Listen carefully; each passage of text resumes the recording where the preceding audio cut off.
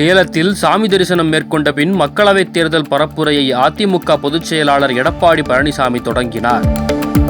தமிழ்நாட்டில் அதிமுக தலைமையிலான கூட்டணியில் தேமுதிக, புதிய தமிழகம் உள்ளிட்ட கட்சிகள் இடம்பெற்றுள்ளது. கூட்டணியில் வேட்பாளர்கள் அனைவரும் அறிவிக்கப்பட்ட நிலையில் அதிமுக பொதுச் செயலாளர் எடப்பாடி பழனிசாமி கட்சி வேட்பாளர்களையும் கூட்டணி கட்சி வேட்பாளர்களையும் ஆதரித்து பரப்புரையை தொடங்கியிருக்கிறார்.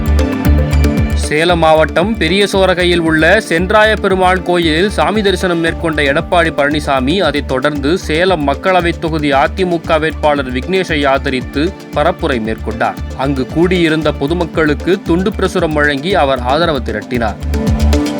அடுத்தடுத்து வரும் நாட்களில் பல்வேறு இடங்களில் சுற்றுப்பயணம் மேற்கொண்டு தீவிர வாக்கு சேகரிப்பில் ஈடுபட இருக்கிறார். பிரச்சாரம் தொடங்குவதற்கு முன்னதாக வீடியோ ஒன்றை வெளியிட்டுள்ள எடப்பாடி பழனிசாமி, வெற்று பிம்பங்களோ விளம்பர நோக்கமோ இன்றி நடைமுறைக்கு சாத்தியமான உண்மையான தேர்தல் அறிக்கையை அளித்த பெருமிதத்துடன் மக்களை சந்திக்க வருவதாக தெரிவித்திருக்கிறார். வெற்று பிம்பங்களோ விளம்பர நோக்கமோ இன்றி நடைமுறைக்கு சாத்தியமான வாக்குறுதிகள் கொண்ட உண்மையான அறிக்கையை அளித்த பெருமிதத்துடன் உங்களையெல்லாம் சந்திக்க வருகின்றேன். அண்மையில் திருச்சியிலிருந்து பிரச்சாரத்தை முதலமைச்சர் மு.க. ஸ்டாலின் தொடங்கிய நிலையில் எதிர்க்கட்சித் தலைவர் எடப்பாடி பழனிசாமியும் பிரச்சாரத்தை தொடங்கியிருப்பதால் மக்களவை தேர்தல் களம் சூடுபிடித்துள்ளது.